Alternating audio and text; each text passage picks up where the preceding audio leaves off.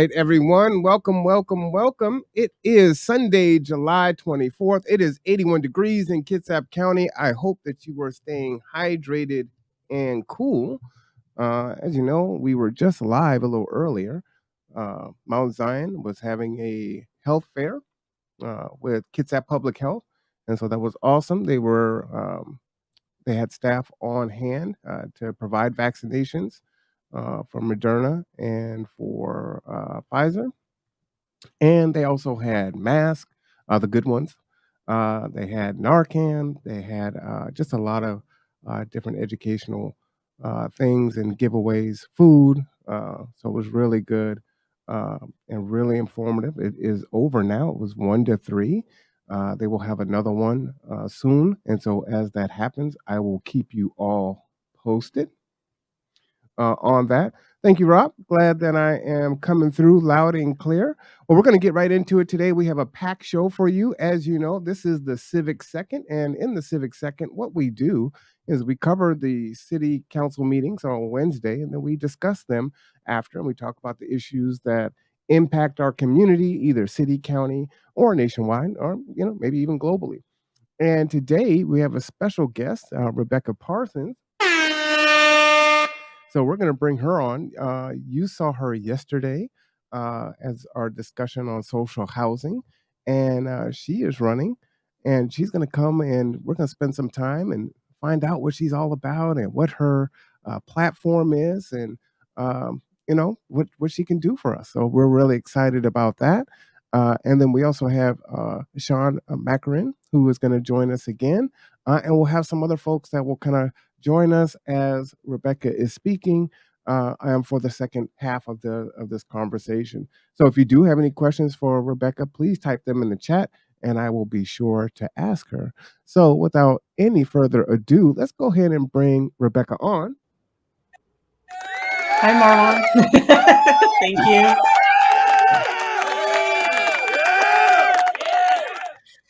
Thank you. How Thank are you you to the doing? crowd. Absolutely. And I'm good. going How to are bring on you? Sean too. Hi, Sean.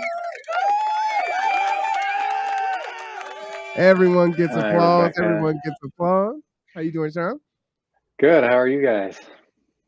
Oh, Great. I am fantastic. Much better now that I'm in a cool environment. But y'all don't want to hear from me. Y'all want to hear from Rebecca. So I'm going to pass it on to you, Rebecca. And again, we'll just tell us who you are and, why you wanted to run, what your platform is, things that you see. And I understand this obviously can't be an all-inclusive list of all the things that you would like to change, but just kind of your top things that are important to you. And yeah, for sure. Thank you for joining us. No, thank you for having me and for giving me this opportunity, as well as the social housing panel. Yeah, my name's Rebecca Parson, and I'm running for Congress in Washington's 6th District, which is most of Tacoma, Kitsap County, and the Olympic Peninsula. I live in Tacoma, running as a Democrat. A little bit about my background. I have been a commissioner on the Tacoma Commission on Disabilities for 4 or 5 years now, and I chair the committee that is bringing a wheelchair accessible taxi service to Tacoma. Between 20 and 25%, so 1/4 or 1/5 of the city has a disability. So the fact that we don't have a wheelchair accessible taxi service for people really is a big need that is not being filled right now. So I'm glad that I've been able to help with the committee on getting the ball rolling on that. We had a report commission, got the report back, and now we're working on securing funding to get this going because it's been delayed for a while now, of course, during the pandemic. I've also served as a court-appointed special advocate for kids in foster care. It's basically like a volunteer social worker for kids in the foster care system. I'm a small business owner, so I have experienced what it's like personally as a self-employed small business owner, what it's like getting through the pandemic and how difficult it's been. And my policies, why am I running? I'm running because there isn't anybody else in the race who supports policies like Medicare for All. Medicare for All was a Bernie Sanders, Elizabeth Warren type policy that would ensure that everybody has healthcare in the country, regardless of what your income level is. So during the pandemic, over 330,000 of the COVID deaths in this country were because those 330,000 people didn't have healthcare. If they'd had healthcare, they would be alive today. And then during non-pandemic years, it's 68,000 people approximately who die every year because of not having healthcare, and that's just inexcusable. So I support Medicare for All to address that. I also support a national housing plan so that we can have permanently affordable housing for everyone, from people who are homeless, the over 600,000 homeless people in our country right now, and homelessness is really a crisis in our district as well. I've been involved with organizing around homelessness and housing and getting more shelter beds in Tacoma, and I know it's a big issue in Bremerton, Kitsap County as well. And then on Bainbridge as well, people who work in the grocery store, in the service industry on the island that can't afford to live there, long commute. So it's a huge issue, homelessness and housing, both to get people into shelter and then also people who currently are in a house or a home, but they can barely afford it, paying over half their income on rent. And I also support a national jobs program like we had during the Great Depression under FDR. Actually, that has a great history here in our district. There were 7 civilian conservation corps camps on the Olympic Peninsula. And so those were work camps that did things like build trails through the national parks, build lodges, bathrooms, amenities and infrastructure that we still use today. And so as part of a national jobs program that would bring good union jobs to the 6th district, and those jobs would be mostly in transitioning us to renewable energy. So going from our fossil fuel infrastructure, our energy grid, over to renewable will require a lot of work laying down the physical infrastructure that's needed. Then there's a lot of other stuff we need as well, bridges that are crumbling, potholes everywhere. So there's a lot of work that needs to be done. And a lot of people who need jobs and need good jobs, not working 60, 70 hours a week doing multiple gig jobs. That's not what I have in mind. I have in mind a good union job, pays well at 40 hours a week. And then related to that, I'm also the only candidate in the race who supports a $30 minimum wage. The current federal minimum wage, it's higher here in Washington State and in our district, but federally the minimum wage is $7.25. That is nowhere near enough. It actually needs to be a little bit over 3 times that, according to data from MIT. If you Google the MIT living wage calculator, you'll see that $30 per hour is the bare minimum that people need to live in this country, to survive and get by. It's just a living wage floor is $30 per hour. And so that's why I support that. A lot of people then ask, well, isn't that going to put small businesses out of business? Well, that's where I believe that the federal government needs to come in and help subsidize small businesses to pay their employees more and to pay them a living wage, while letting large corporations like Walmart and Amazon, whose employees are currently on food stamps because they're not getting paid enough, those corporations can afford it, but small business owners may need help from the federal government to raise the minimum wage. So for me, it's about this election. Coming up, the election day is August 2nd, next Tuesday. You have until then to put your ballot in the mail or in a ballot drop box. It's about the economy, about helping people with inflation, getting out federal inflation relief checks, raising the minimum wage, making sure everybody has healthcare and housing, and that the basics of life are taken care of. Proud to be the only person in the race supporting those policies. And I am also very, very much pro-choice, and I'm the only pro-choice woman in the race. And actually in this district, we have never had a woman representing us in Congress. So if elected, I would be the first woman in Congress from this district, and I'm the only pro-choice woman in the race. So very important to me to get Roe v. Wade codified into law, and also to protect LGBTQ plus rights, because I'm a member of the LGBTQ plus community, and I do not want to see the Supreme Court overturning same-sex marriage. So whether it's on inflation or the Green New Deal or social issues and our constitutional rights, I'm really proud to have strong stances on all of those issues. I've been endorsed by local members of the community, as well as national figures like Marianne Williamson and organizations like Brand New Congress. But I don't want to go on too long, so I think I'll leave it with that for the introduction. But thank you again, Marwan, for having me on. I really appreciate it, and I'm happy to take questions from you or the audience, or move on to the next topic, whatever works. Thank you. Sure.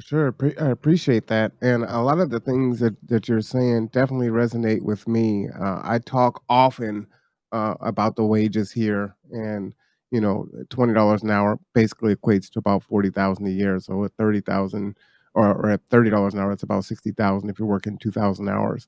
And so when you take taxes and everything else out, and the cost of renting, which is not affordable, there's just nothing left. The question that came up yesterday, because you mentioned this yesterday also, was if the government is going to subsidize small businesses, like I'm a small business owner, right? And I can't pay people $20 an hour right now.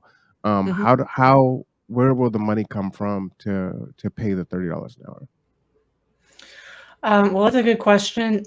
One way would be making sure that corporations are paying a federal corporate tax. Right now, large corporations, many of them do not pay federal corporate taxes. So we need to make sure that they are actually doing that. That would raise a lot of money. And then also raising taxes on the top 1%.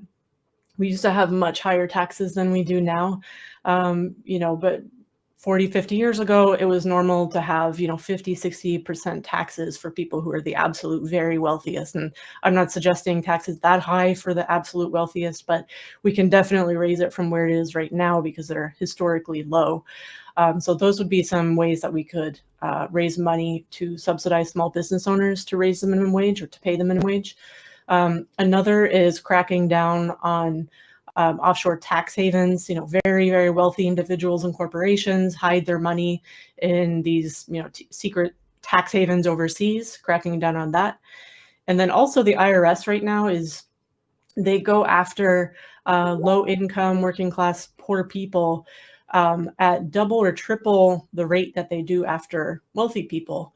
And often the excuse given is that it's just easier to go after people who have less money because their tax returns are less complicated. They don't have an army of lawyers defending them. But I really do think it's unfair for a federal agency to be going after people who are already struggling to get by so much, while you have people like Jeff Bezos and Bill Gates. Those, the very, very ultra wealthy are not getting audited the way people like us are. And so we need to have the IRS focused on making sure that the ultra wealthy are actually paying their taxes. Like even under the current tax code, they're not paying what they're supposed to be. So make sure they actually are, and then also raise the tax rate on the ultra wealthy. Yeah, Sean, I'll circle back to that. Do you have any questions or comments for Rebecca? Yeah, I mean, my initial comment is it's just really refreshing to hear a congressional candidate talking about actually helping people rather than what I often hear from the incumbent is how he likes helping people or how he just wants to help people. I went to one of Mr. Kilmer's town halls a couple months ago, and I myself asked him about Medicare for all, and his response was he doesn't think it's doable. And I come from a family where we hold people like RFK, FDR in high regard. People who looked at problems and said, "Yeah, this may be difficult, but we're going to try, and it's worth doing because it could save lives." So, my initial comment is just really, it's great to have a candidate in front of us who's giving us these options. And I guess I have a more specific question on financial policy for you, Rebecca, but where do you think the recent bailouts for industry come into play? Because I often hear, we can't afford to pay for social services, but during the pandemic, the US government basically printed money to keep big business afloat. So, what about my share? And do you have any more detail on that, maybe? Yeah, definitely. There's there have been so many examples in the news of these corporate bailouts during COVID, where the money was funneled into stuff that the program was not intended for, whether it's actual fraud, like people creating fake businesses and essentially were literally stealing millions of dollars away from the federal government and from it's our money, our public money, and they were stealing it for fake businesses so that they could get rich off of the pandemic. And then you also have it done legally, where money was funneled into increasing CEO pay or stock buybacks. Stock buyback is where, a publicly traded company that's traded on the stock exchange, they want to reduce the number of shares that are out there, so they buy them back. And since there are fewer, each one becomes worth more money. And so it makes their shareholders richer, but it doesn't actually make the company itself run any better. It's not more efficient. They haven't hired more actual workers. It's just about short-term profit for the owners and shareholders. And another example, in the airline industry, the airlines got huge bailouts during the pandemic with COVID relief because obviously the travel industry and in particular air travel just tanked during the pandemic. And there was included in that the provision that they could not lay off. If they took the money, they couldn't lay off workers. So they just found a workaround and really pushed early retirements on their staff, especially on pilots who are highly paid. And so now with, it's been in the news a lot if you've tried traveling at all, that the airlines are currently a mess. A lot of flights are getting delayed and canceled, and people waiting for hours or days even sometimes in airports. And the issue is that the airlines, they did these, heavily encouraged early retirements for pilots who it takes years to train to become a pilot. They can't just snap a finger and find the pilots they need. But then also they're just getting away with charging customers for flights they know they can't possibly fill because they just don't have the staff. So, we have these huge corporations, Delta, American Airlines, who are essentially swindling us, taking our public money and not serving the public, just serving themselves. So I agree. I like the way you framed it, Sean, because it's like these corporations, large, publicly traded corporations, extremely wealthy individuals like Jeff Bezos and Elon Musk getting billions of dollars in subsidies. But when it comes to us getting some help to just pay our rent, then it's like, oh, how can we afford it? Where's the money? Well, the money's there. It's just currently going to rich people instead of the rest of us. Do you think it would be helpful to kind of do away with the incentives that they give that these companies like Walmart's and Amazon? They say, "Oh, if you build here, you don't have to pay taxes. We'll do this, we'll do that," and then they do end up subsidizing, their employees. Right, their employees are collecting SNAP benefits and needing other resources because they're not paying a livable wage, and so the what I hear back is, well, if you tax them, then they'll leave, right? And I kind of feel like, good riddance. But if all the states came together and said, you know what, if you're going to do business, and I mean, because we're your consumers, you're going to do right by the American people. If we all kind of held the line on that, would that go a long way with fixing the situation? Yeah, I think so. And you're right. I mean, on top of the subsidies that they're given to build in a municipality, then they pay so little. Their workers are on food stamps and Medicaid. And that's another public subsidy where we're paying for their employees' food and healthcare because they are cheaping out on actually paying their workers a living wage. So, yeah, I definitely agree with that. I saw a question from Rob: with an inflation relief check, how do you propose to do that and not cause more inflation? That's a good question. What I would propose is, and this addresses more than one problem, but increasing U.S. manufacturing and actually producing stuff here in America again. Stopping the offshoring of factories, of jobs, and actually producing stuff here, because inflation occurs when there is too much money and not enough stuff to buy. And so one way to address that is to be producing more stuff so there actually is enough to buy. And that would have the effect of, helping with all the supply chain issues we've been having if we're producing more stuff here, more self-sufficiency if we boost our own agriculture, helps with food, rising food prices. So it would help with multiple problems that we're facing right now. But yeah, U.S.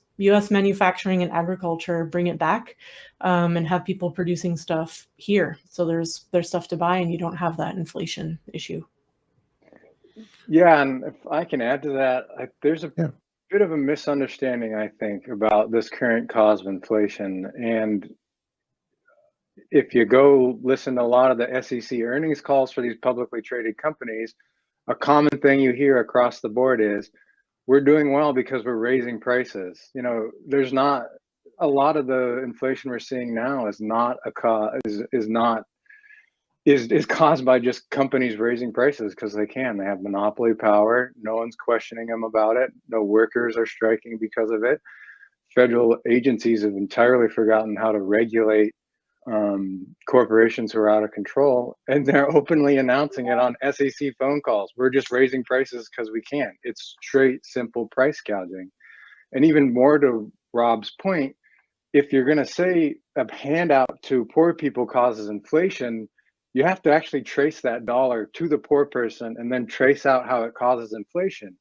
When you're just saying a government handout causes inflation and not looking at the full picture, say like the blank check the federal government gives to the military every year, that's money that's out in the system. Why is it the money that, like, seriously, and this covers up, this exposes the fallacy of some of the inflation talk.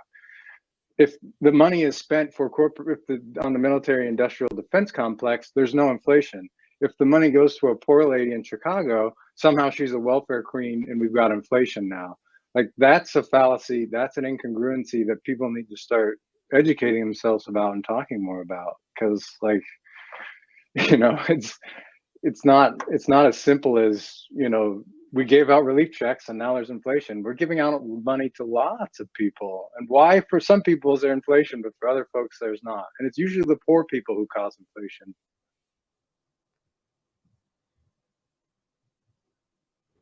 Yeah, that's a great point. And also, if people want to get more information about another source of inflation, you can Google. Oh, actually, the link is in the chat now. Matt Stoller is an economist, and he found that up to 60% of inflation is being driven by corporate profits. And like Sean said, you hear them on these earnings calls, and it's like, wow, we're doing so well. And there's really no, there's no, we used to regulate corporations a lot more than we do now. And we could be doing that, and that would be a way to really tamp down on inflation as well. Yeah, so I have a question for you, Rebecca. Like, earlier this month, I believe it was this month, there was a brouhaha about Pete Buttigieg, our Secretary of Transportation, kind of sending out a tweet on how to cope with airline cancellations. And a good commentator, David Sirota, kind of shot back, like, it's your job to regulate. Like, as a congressperson, would you hold hearings and use your power to try and investigate some of these acts and put them into the public light and help voters like me, like, regain some trust in government and see that you're working? Yeah, I would. I would hold hearings if I could.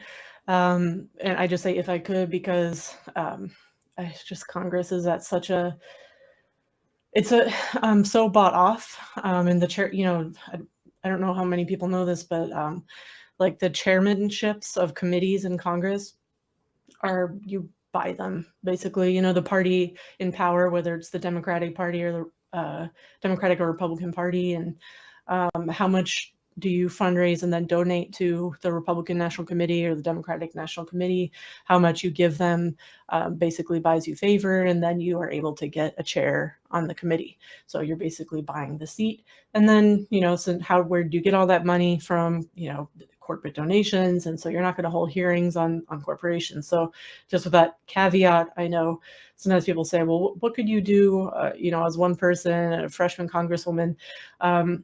Nothing happens anyway. Even if they are not doing anything right now. It's more about using the seat as a bullhorn. And so if I couldn't hold the hearings myself, then I would use the office, of being in Congress to get data from the corporations, demand the data, pull the data, go through it, with my staff, and then do my own sort of hearing, like go on Instagram Live, Facebook Live, Twitch, go through it, talk about it, take people's questions, and do my own sort of version of a hearing, but whatever it would take to get the information out there.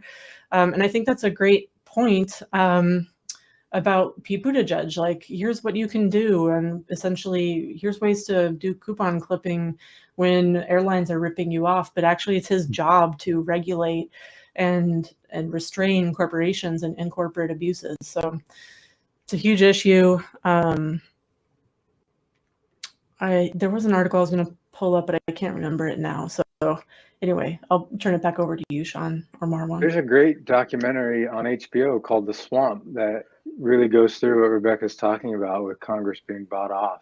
And funny enough, Matt Gaetz kind of features prominently in it, and he's a voice that's really against money in politics right now. But I really like that proposal. Did you see Rob Dent's question about public housing on the ballot and who owns that housing versus what we have now, and how does this benefit low to moderate individuals? Like, for public housing, the public would own it. Like, our government would own it on behalf of the public. Right now, private individuals buy and develop whatever they want. Like, I live in a planned development in Port Orchard. Like, that was entirely done by private individuals, financed by private individuals, sold to private individuals, and will be continued to be sold by private individuals. Whereas, like, public housing, the state owns it and they run it without a profit. And so in theory, we own it that way. And how I think it would benefit moderate income individuals is it takes the market out of housing, rather than having to go buy housing or rent housing at whatever someone's charging you, which we talked a little bit about here, may not even reflect what are considered market conditions.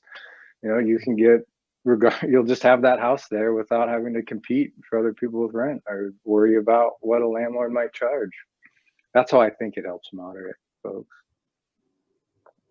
income folks. Sorry. Becca, did you want to respond to that question? Yeah, I agree with that.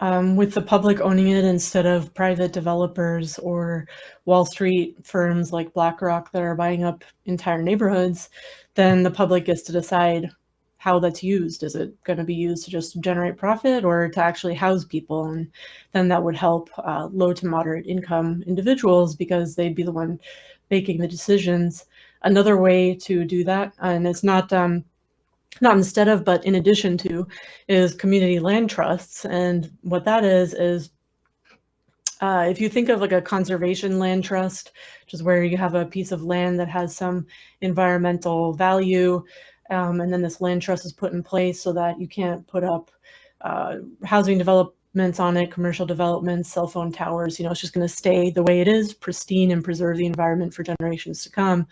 A community land trust is a similar idea, but for housing, and making sure that housing will be permanently affordable always, and the community gets to decide what to do with it. And so what I would support as part of my housing plan, and what I do support, is more federal money directly to community land trusts. So not sending it through real estate developers, not through government agencies and middlemen.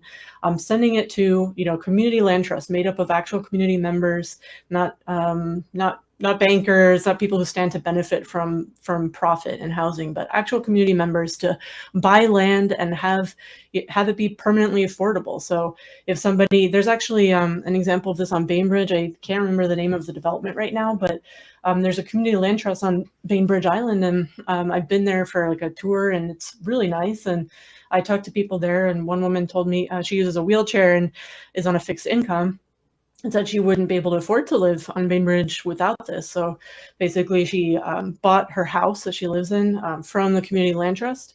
And then in her contract, there's a stipulation that when she sells it, I don't know the exact structure of that one, but basically she's not going to be selling it for double, triple, quadruple what she bought it for. It's going to be at a reasonable rate. And then the land that the house is on is still owned by the community land trust. So that's one way to keep it affordable as well.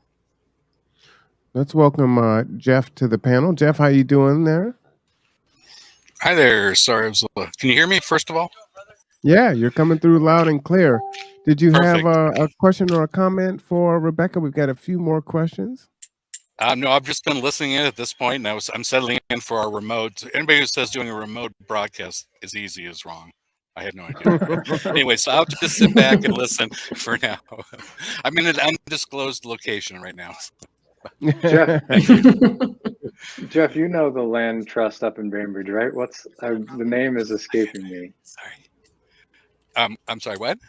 What's the name of the land trust up in Bainbridge? Those folks. Oh, I wish I could remember. I want to say the Banbridge Land Trust, but I don't know. We're definitely looking into that, and I'm looking forward to learning more about that too. Is that something the federal government could subsidize, Rebecca? Like, Yeah, the federal government could provide funding. Like the way the federal government mostly provides help with housing now is like block grants through HUD, Housing and Urban Development, and helping with funding for Section 8 vouchers. But anybody who's tried to apply for housing before that way knows you could be out there for 5 years and still not get a place. And there's going to be all kinds of rules like, no pet, or you have to make a certain amount of income. I mean, so often you can't even qualify for it. But I think the federal government needs to be providing money in a smarter way, and that could be straight to community organizations that is, made up, has a board basically of community members who decide what to do, and that is it's a really good way to prevent gentrification and people getting pushed out of neighborhoods or communities where they have been living for generations. If they actually, as a group can get together and have money to buy land, and the housing that's on top of it really helps with gentrification.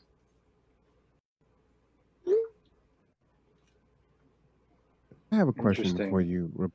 Oh, go ahead. Go ahead. No, go ahead, Marlon. So I'm going to change the subject. So if it's on this, let's stay on this line. No, I'm good. Go ahead with your question. You're good. Okay. So here's my question for you, Rebecca. You would be the first woman, first LGBT candidate from here that would take office here. I'm a foundational Black American, and so there are a lot of concerns that I have, and the nation, the world really got to see. I mean, we had Rodney King in the 90s, and then we get George Floyd, and that seemed to activate everyone. But that seems to be kind of waning now as other things are slowly taking its place as being more important. I was dismayed when Congress passed an AAPI hate bill, but did not pass one for African Americans. That was definitely a concern for me. And while there were definitely issues that AAPI community members were facing, we're still being, I mean, it's almost daily, where we're being, brutalized and murdered by police and violence and everything else that's going on. So is there any platform that you have for us? And how do you feel about that? Yeah, no, thank you for asking. And I do think that we need specific, I believe in universal programs like I've been talking about, but we also need programs specifically for African Americans in this country because of the unique, history and circumstances that African Americans in this country are in. And one of those is reparations for slavery. And there's multiple aspects to it. One is certainly, I mean, it's obvious that the effects of hundreds of years of enslavement and then subsequent discrimination is still having impacts today. That's indisputable. And so that's one reason to provide reparations. And it's not so much about, I don't know, there's a common, I think it's a cartoon that goes around showing like equality versus equity, and equality is, everybody's on this line and you just give everybody, $10. But if one person's at this level and this level and this level, and you give them all $10, they all just move up like that, but it's still unequal. So that's where you need to have targeted programs. Then the other part of reparations is that it's simply money that's owed. The 40 acres and a mule, it was not paid. And so this is a debt, and the debt should be paid, and the government should make good on the promise. So it's also a moral and financial obligation that has not been filled. And so I support a modern version of 40 acres and a mule for African Americans in this country, or African descendants of slave, like whatever the community definition. But yeah, I support reparations. And then I think we also need to bring back the full Voting Rights Act. It's been gutted piece by piece over the decades, and even more with the Supreme Court that we have now. But it's not the case 50 years later, after the Civil Rights Movement, that the Southern states are just good to go. That they're, we see as soon as elements of the Voting Rights Act are removed, then suddenly ballot boxes in predominantly Black neighborhoods start disappearing, and they're being, it's so obvious. So the Voting Rights Act also needs to come back. And then on policing, we need to demilitarize the police. The weaponry and equipment that police have, a lot of it comes from the military. So why are we having, unlike the military, police are not trained for combat in war zones, but they're given combat equipment and machinery.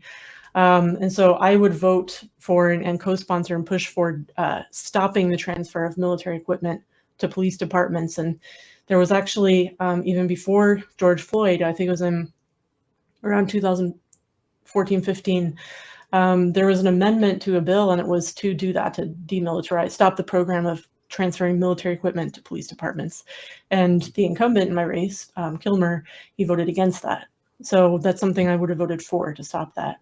And then we also need to have more, the exact name of the procedure is escaping me right now, but when there's a police department that's riddled with corruption and racism, systemic racism, racial profiling, and the Justice Department, U.S. Justice Department can come in and start to investigate, oversee, because the department has proven that it's unable to fix it itself.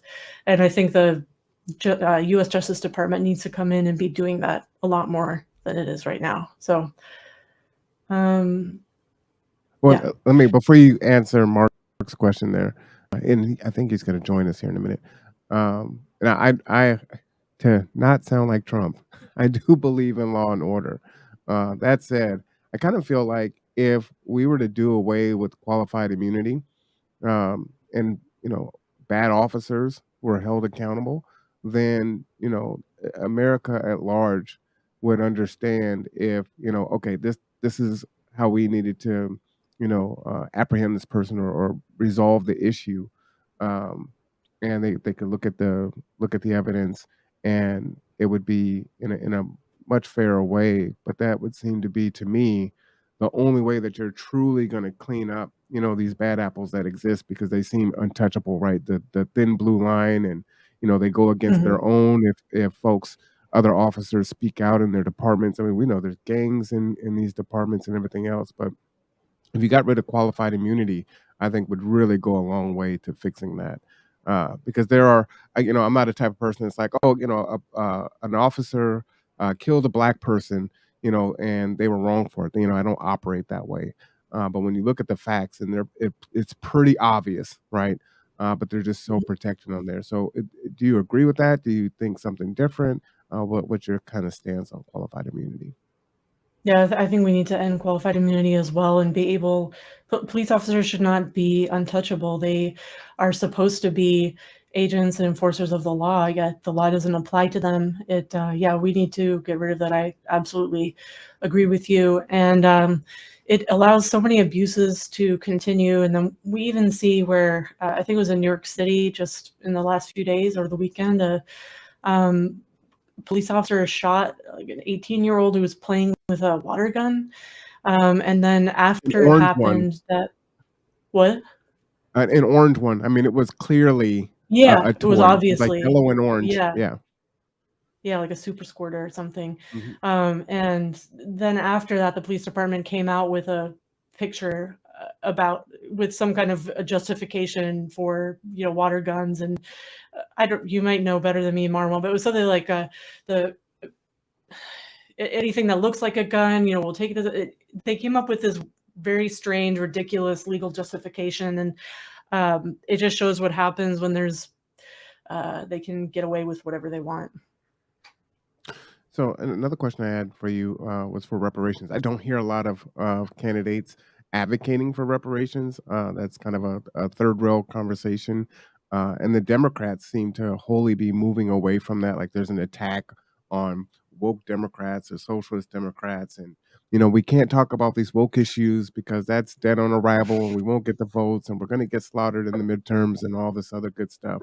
Now, I know Bernie, you know, there are a lot of things I liked about Bernie, but I don't think he was really for reparations. So it seems like you have a divergence there. But do you have any ideas on how to pay for reparations? Because you're advocating for $30 an hour and reparations, whatever that is. I would assume that's probably in the trillions as far as what they owe foundational Black Americans. But do you have any kind of, I don't know, ideas on how to pay for that, how to even go about that? Yeah, one way, besides the taxes and prosecution of people getting away, rich people getting away with not paying their taxes, one is reduction of military spending overseas. We spend more in the military than the next 10 countries combined. There are police departments in our country that have a bigger budget than entire countries' militaries overseas. We also have way more bases, just a continuous, basically unofficial occupation of countries that we're even supposedly allies with. So if we start to close some of those bases, do we need a base in Japan? I mean, they're an ally, right? So there's a lot of countries like that where let's close the bases, let's bring troops home, spend less money on that, take care of our veterans, and then that would also free up a lot of money that could be used, for example, for something like reparations. And this kind of what we need to not focus on that stuff, or you know, arguments like we need to people need to pull themselves up by their bootstraps, and then why would we give handouts and this kind of thing. Like, aside from all of that, I don't didn't agree own with slaves. that. Yeah, that kind of thing. And like, exactly. Yeah, exactly. And like the bootstraps thing, that phrase was originally intended to be ironic because it's not possible. You can't pull yourself up by your bootstraps because you're standing on them and you can't do it. And then additionally, one even last to thing. a point, Go ahead. Well, to a point to that, the slavers didn't build anything.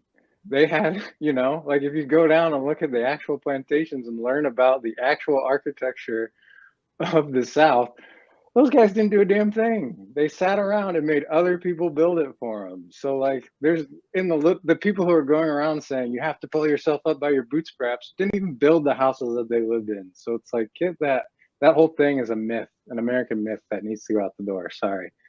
Yeah. You know, Sean, what's but also Go ahead, Rebecca. It's a debt that's owed. We talk about, you know, why is it so people we can't cancel a credit card debt, or not credit, student debt, because they signed up for that and so they should have to pay it back.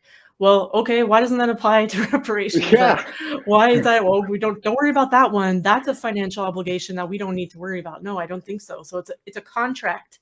Yeah. And it must be honored and kept. That's what I think. And yeah, go ahead, Marlon. And like Haiti's still living at the after effects of the debt that it had to pay because Haiti was forced to pay France for its freedom, you know? Like I think Rebecca's dead on with reparations. I think it's important that we focus on issues like reparations because for me, it's a way to get out this part of American history that's really glossed over, you know? The number of people who were enslaved, the misery they went through, the fight for freedom that the enslaved people went through. Even like it's glazed over how 400,000 of the enslaved people left the South to go join the Union in the fight, or 400,000. It's a huge number, which drew you know, W.E. Du Bois describes it as a general strike. Like any number of these things are a reason to compensate our fellow man who we've just decimated in the most awful of ways. So I think Rebecca's dead on. And I just, I had a recent trip to Louisiana, which really a lot of this sunk in for me. So I love hearing people talk about it right now. Well, what I appreciate, Rebecca, is all the questions, and we have a lot more in the chat. Mark would join us, but he can't, so he's typing them in the chat. So we'll go through them one-on-one here in a second. But you haven't dodged any questions, and so I really appreciate that from you, because that just seems like the standard operating for politicians, and it's so frustrating. And reporters won't hold them to task and say, no, answer the question. I almost feel like they shouldn't even have a voice if they're not going to answer the question that was asked. That's the first rule that you can change when you go. That'd be awesome. But let's get into this chat here. So Mark asks, does she consider herself a progressive, and does she want to caucus with them, AOC, etc.? Yeah, I consider myself a progressive, and I would, maybe formally or informally caucus with members of the squad. I also think, we have the Progressive Caucus in Congress, and there are members of it who are very corporate funded, and they also belong to other caucuses that are conservative, caucuses. So I think we need an additional caucus separately that there's other candidates running in the state who are aligned with me on the issues, Stephanie Gallardo and Jason Call. And we've talked about maybe forming a caucus and welcoming other people to it. And it might be small, 10 people, but 10, 15 people, and are very principled. And then I would say where I'm different from maybe just kind of progressive is I believe that the root of a lot of our problems is our economic system of capitalism, where the entire economy and society is structured to generate profit. We don't grow food to feed people or build houses to house people. We grow food to make money, profit, and build houses to make profit. We actually, I believe, we have all of this amazing. So how else? We have all this abundance around us. We have so much technology and automation, and yet it creates so much scarcity. How can we have empty homes and yet we have homeless people, and we have so much food, so much gets thrown away, and yet people are hungry? Our economy is structured to benefit the very wealthy few and not the public as a whole. So that might be how I would differ from some progressives who might not take that angle of looking at economics. All right. So there are more of you just joining us. We are interviewing Rebecca Parsons.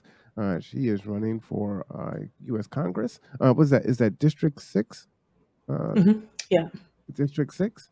And so thank you for joining us. And she is answering our questions right now. So thanks for tuning in. We're going to get back to it. Mark says the Supreme Court many years ago determined that law enforcement is not responsible for public safety. How do we finally fix this? I think this is an area ripe for federal legislation. Qualified immunity stems from the 11th Amendment and a very conservative reading of American case law. It's the notion that your sovereign is immune from being punished for their bad acts, which for me, even as anti-democratic as our Constitution is, doesn't really jive with the democracy that we even have. So I would like to see some federal legislation on this. Do you think that's doable, Rebecca? Yeah, that's what I would support as well. And also a fundamental redesigning of law enforcement, where right now it's primarily about protecting property and not people. And in particular, the property of the very wealthy. So why, I mean, yeah, I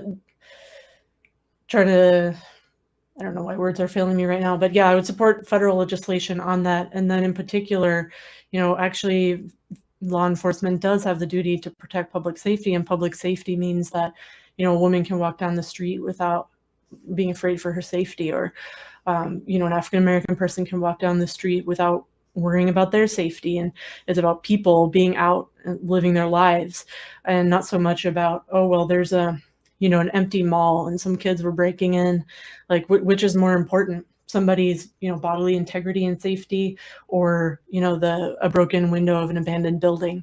And we need to rethink the way policing and enforcement is done to protect people. And it's not to say that private somebody's home should not be safe. And I've had, especially over the last couple of years, really a lot of issues with, I almost got carjacked. I have had license plates stolen, cars stolen, just constant, in particular, like last summer. So I get it, but we do need to think about law enforcement in terms of people and their safety as paramount. Absolutely. Another comment here. In the cases of Deshawney versus Winnebago and town of Castle Rock versus Gonzales, the Supreme Court has ruled that police agencies are not obligated to provide protection to citizens. I'm not familiar with that, but that sounds about right. And it points to one issue in particular I have with the Supreme Court. It needs to be expanded. We currently have 9 justices, and the size of the Supreme Court has changed 7 times in history before. So it's not a radical, unprecedented idea to expand the court. And the reason there are 9 right now is there were 9 circuits in the US, and each justice was the cases in that that got appealed and had to go to the Supreme Court from an area like from Idaho in the one circuit, it'll go to the judge who's oversees that circuit, right? But now there's 13, so there's even, you could say, kind of an administrative reason to have to expand the Supreme Court. But then also it is so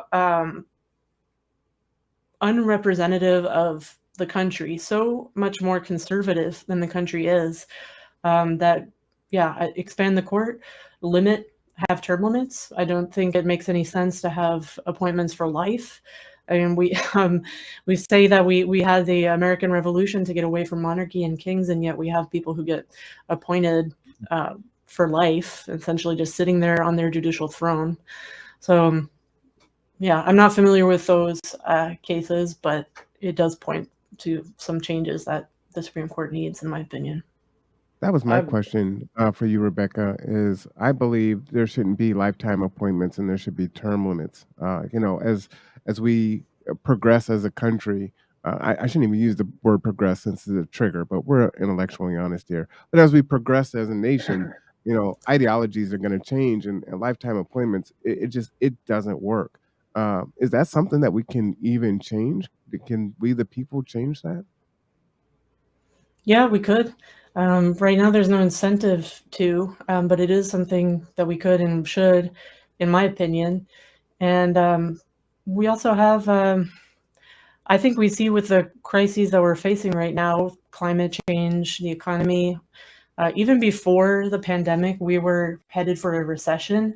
And some people thought we were overdue, quote unquote, for a recession. And it had been the longest. Anyway, our economy was headed for that anyway. Then we had the pandemic. Now it's almost certainly going to happen. And then we still have the pandemic health crisis, who just raised the alert level on monkeypox. And yet we have this government that is unwilling or unable to face these challenges and do something about them.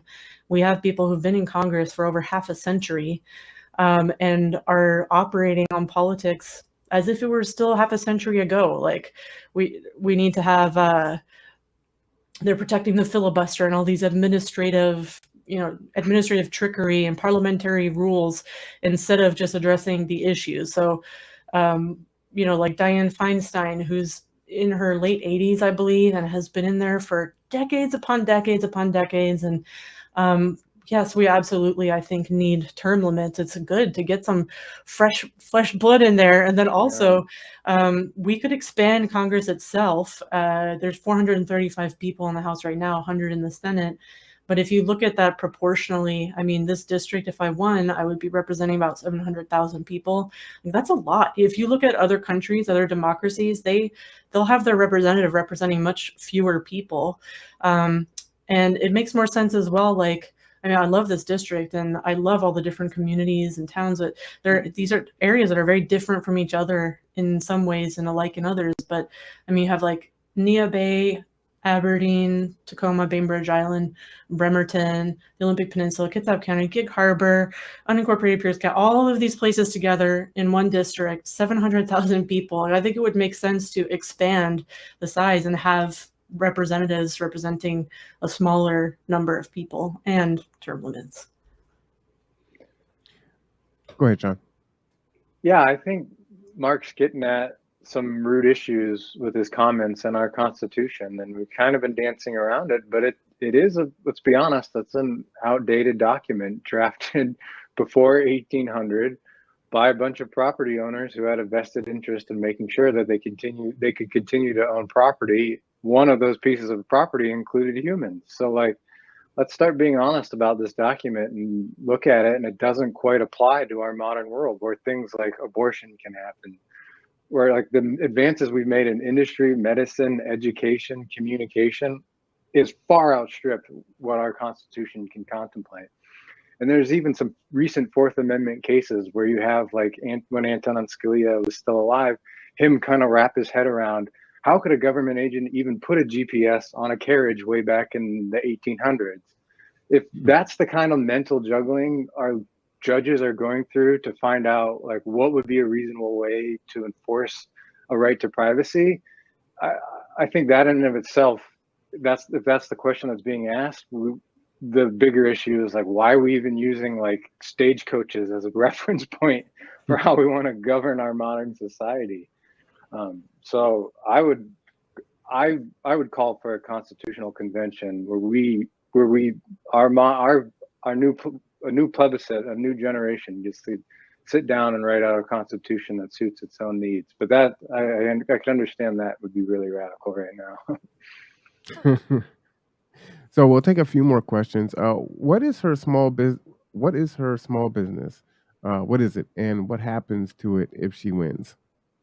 That's a good question. If I won, I would just close it. It's not even an issue of putting it into a blind trust or anything. I would just end the business. And I help businesses get more customers. So I do things like writing emails for them, newsletters, ads, the text on websites. I've helped companies in all different areas, like educational companies, like personal coaches, all kinds of different stuff. But yeah, and I've been working from home since before the pandemic, like 5 or 6 years now. So yeah, that's what my small business is. And it's, people ask, well, how could she afford to pay $30 per hour? Like, I'm lucky that I don't have any physical costs. You know, when you work online, it's a very high profit margin. So I understand it's a different situation that I'm in. And that's why I think, like, I don't think the only businesses out there should be the ones with such a high profit margin, because then we just wouldn't have restaurants and hair salons and stuff like that. And that's stuff that we want to go to. It's a vital part of the community. So those industries where there's a 5% or 10% profit margin, we still need them and want them. And so that's where I think the government needs to subsidize raising the minimum wage. I like that. Joe says, what do we think about a constitutional convention to take a fresh look at everything? And then she says, ha, exactly my question, John. So you address that. All right. The founders left us a good roadmap in the Declaration of Independence. When you really try and work with your government and they continue not to deliver for you, it's okay to start exploring other alternatives. And they make it clear that you got to try with your current government. But from a voter, it's nice to hear Rebecca up here giving me options to vote for. When I often hear either you vote for Derek Kilmer or we're going to get fascists. And it's like, well, how am I a free person if those are my two options? Like, my issue is government's not working for me, not my, yeah, you get the point. That I like where Yeah, I think something else we could look at is direct democracy, which we have in the form, we don't have it at the national level, but we do have it at the local and state in a way where you put forth initiatives, like whole Washington is doing an initiative for statewide healthcare. And in the housing panel, we talked about initiatives for social housing. So essentially what you're doing there is asking voters to vote on policy instead of for candidates. And we could have more of that where instead of like sending, you vote for somebody once every 2 years or every 4 years, and then you just beg them to listen to you for once and support the things that you want. What if instead you were voting on issues and it was like, okay, as a community, we have decided that, or as a country even, have decided that this is going to be the federal minimum wage, and the representatives are there to just implement it. They figure out how to make that happen, and the rules and the bureaucratic stuff and the agencies and all of the administrative stuff, but they're not actually deciding the policy. The people decide the policy. And if you wanted more information about that, you could look at Mike Gravel. He recently passed away, Senator Gravel. He wrote a book about this idea of direct democracy and how it could be done in the US. So that's another option. Why not have the people decide on policy? That sounds novel. Joe asked a question: what can be done to end the Electoral College? Rebecca, do you support that, and how could you work toward making it happen? Yes, I do support getting rid of it. Part of the reason we have an electoral college is because it was the distances that had to be traveled over stagecoaches. So you have these votes, and then you send somebody. It takes them a while to go across, the colonies, and then they get to the central area, and then they cast their vote. And right now, we don't need that anymore. So yes, I do support getting rid of the electoral college, and supporting that by promoting a constitutional convention. I love it. This is a fantastic conversation. I'm going to put your website up so people can learn more about you there. Again, if I can bring up a point about ballot initiatives, I'm working on whole Washington now, and the goal is to get 400,000 signatures by December. We need to get 400,000 by December 2022 to get on the ballot. And that is a ridiculous number of signatures. And if you follow what happened to Matthew Ho, was it in North Carolina, where he was arbitrarily taken off the ballot and he still had to gather an inordinate amount of signatures to get on the ballot. That's a problem. There's this notion of we can do these direct democracy things, but some of the barriers to get on the ballot are obscene. Like in England, you can get on the ballot for a couple $100 and an endorsement from your party, I believe. But here, if you're not a Democrat or Republican, you got to get thousands of signatures, and you might get kicked off the ballot by a partisan party. Have you experienced that, Rebecca? And do you have any ideas for helping out with that? Here, I know about kind of the congressional level because I've heard from other candidates around the country what they face. It is nice here where I can get on the ballot in one of two ways: either gather signatures or pay a fee. And it's 1% of the salary. So I think the salary's $180,000. So then I could either gather 1,800 signatures or pay $1,800 to get on the ballot. I chose the payment because I didn't want to open the risk of any kind of political maneuvering to invalidate signatures and try to get me off the ballot. But yeah, there's such a high barrier with signatures that are required. That's not something I've thought about in particular, like what particular laws could I co-sponsor or sponsor on that. But I do agree that it's a big issue. And yeah, like that Green Party candidate in North Carolina, they invalidated some of his signatures. There was a case with a brand new Congress progressive candidate, Anthony, I can't remember his last name, but he was running in Illinois.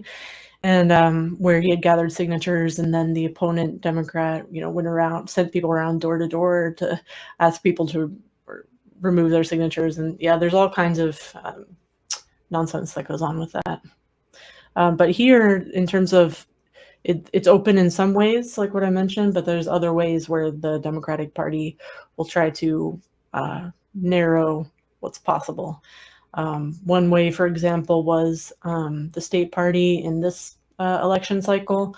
The chair of the state party sent down a directive to the local, county, and legislative district parties to do early endorsements. So they did. And what they ended up doing was just holding a vote. Should we endorse the incumbent?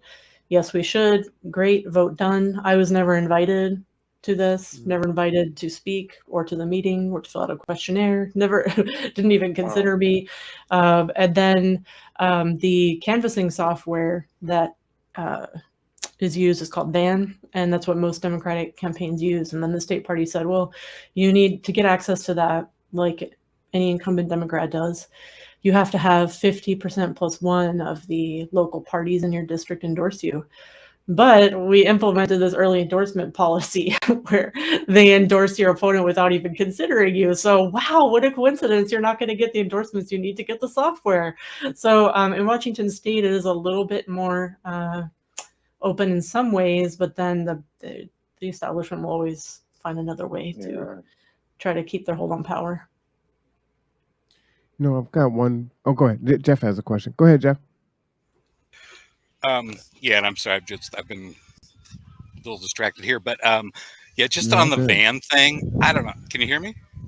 Yeah. Okay. Yeah, I can hear you. Yeah, on the van thing, I just had to put in my 2 cents because I hate van. It's a private corporation owned by the Clintons. It's designed specifically to target ads towards Hillary Clinton voters, and that's all it's useful for. I would urge everybody to build their own grassroots Democratic based thing, but I understand how that does set you back, cause a little disadvantage for you not being able to even reach the list of Democrats that they have. Mm-hmm. Well, there is an option. A guy called John Culver in Washington State who he designed the Burn app during Bernie's campaign. If you ever went to a Bernie event or watched something online and to be like, now take your phone out and go to the Burn app and download the Burn. He made that. And he made a Washington State version basically, and it's free. It's called getoutthedamnvote.com. And his email address is on the site. So this could actually be great for anybody watching who's thinking, well, I want to do an initiative in my town or city or county for housing. You Like could us. go to getoutthedamnvote.com and create a free account and email John and tell him what you want to use it for. He's very friendly and he'll add in, questions for you and stuff like that. And the voter file of every registered voter in the state is free, and you can get it from the Secretary of State. So you just get that free file, and then, or John can just get it for you. And then you can, it has a lot of great different features. So for one example, you could decide that you want to canvass a particular neighborhood. So like, okay, I'm just going to draw, a circle around this area or around this little, subdivision, and go to every house there or every Republican or Democrat or whoever there.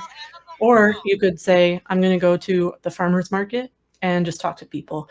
And then when you ask, let's say you have a friendly conversation, and then you ask for the voter's name, Sally Jones, and then you can put their info in and find her, you can find her voter record, and then put in what you talked about and whether she supports it or not, and her phone number, so you can follow up. So it's a great tool. And yeah, we should really get away from NGP, because I used them in my last campaign in 2020. I just had to pay a lot of money for it. I also had to pay thousands of dollars for data that I wouldn't have if I were the incumbent. But it, I gathered a lot of data, including like all the people who told our volunteers that they would vote for me.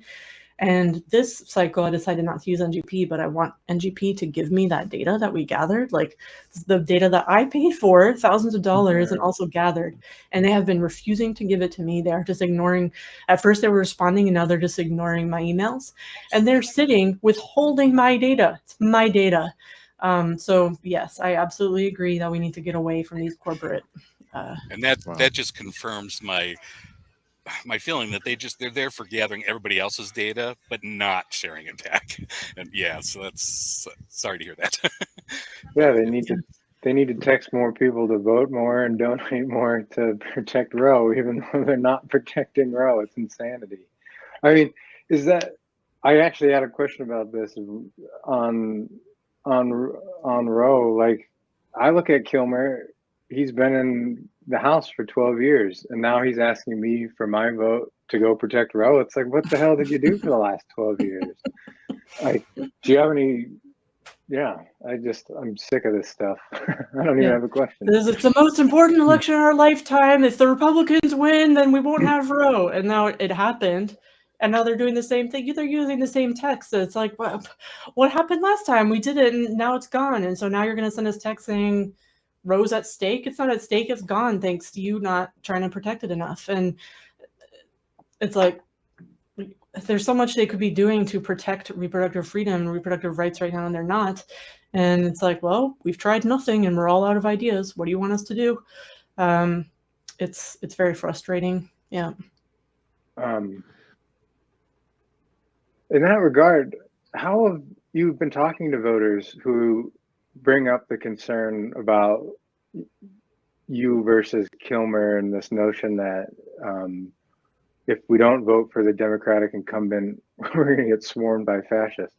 How have you been addressing that? Because that's actually a concern of mine sometimes. Like, I've been raised to vote for I was raised to vote for Democrats no matter what. And like changing that mindset has been kind of hard. And yeah, I'd like to hear your perspective on how that's been going. Yeah, well, a lot of voters don't realize that we have a top two system. And so they're used to thinking about the congressional election as if it were presidential, where you vote red or blue. Those are the only options. And if you don't vote for the one you think is most likely to win, you could get the one you don't want. But, in Washington State, with our congressional elections, it's the top two vote getters who go through to the general. So you could vote for me, and then Kilmer as the incumbent, almost certainly going to be in the general. But then I could be in the general as well, and then it would be a Democrat versus Democrat. So in the general, you would have two Democrats to choose from. And that has happened before. It happened in the 9th district, right next to us in Federal Way area. That happened in 2018. There were two Democrats. Both of them, last name was Smith, so it was very confusing for people. But yeah, that's what it could be, because of our system here. So there's no risk. And also this district in particular has, it's called the Cook PVI report. It rates how the partisan leaning of districts. And ours used to be D+6. So it's like, I think that 6 percentage points more Democratic than the average congressional district, and now it's D+10, so it's gotten more Democratic, and it's also been Democratic for over 50 years, including during prior Republican waves. People are saying Democrats are going to lose the midterms, it's going to be a bloodbath for Democrats. Well, that happened in the 90s as well, when Newt Gingrich took over, and this district stayed blue. So there's no risk, in my opinion. That's helpful. All right. Thank you. Yeah, absolutely. Our final question. During the election season last year, I interviewed the mayor and his opponent and several other candidates. And a few of them told me, let's swing back and connect if I win, which kind of let me know that they weren't really going to be doing much work on the other side if they lost. If you don't win, are you still going to be advocating for these platforms? Or what does life look like for you on the other side? Yeah, absolutely. After the last election in 2020, when I lost, I went on to co-found a group called Tacoma Housing Now, and we did activism around homelessness. We did things like we had members of our coalition, our group, who were homeless, and they told us trash was a big issue. And the city not providing any trash service. So we rented 2 big trucks, and we went to the encampments around town, picked up all the trash and dumped it in front of City Hall to make a point. And then lo and behold, they were able to pick it up very quickly. And then they started providing trash service to the camps. And that's what I like doing, that kind of thing. You really get a direct, immediate result. And it also makes people feel so empowered, because aside, all this trash is so unhygienic, and these mountains of trash in their camps. So that fixed a real problem. But then it also had the political effect of they started providing trash service at camps. And it was also empowering because for the people in the camps, like, oh, we can take charge and be part of this. And we're part of the group and we're making the decisions. But then also homeless people from elsewhere in town would be like, sometimes we would go to camps and they'd be like, oh, did you hear about those people who picked up the trash and dumped it in front of City Hall? Like, I couldn't believe they did that. And I was like, yeah, that was us. Do you want to do it with us again? And so for people who are used to being ignored, it's very empowering. And then for people who are sick, maybe they're not homeless, but are sick of feeling so disempowered with the system. Like nothing happens, nothing good comes out of the Senate. Everything is gridlocked. It's like, well, we can get together and we can peacefully occupy an empty public building and turn it into housing, or we can pick up trash. We can do these things and put pressure. So that's what I would be interested in, continuing to do that kind of thing if I lose. And if I win, I think, either it's way. on. If you win, Yeah, keep it's going. on. I mean, that's a great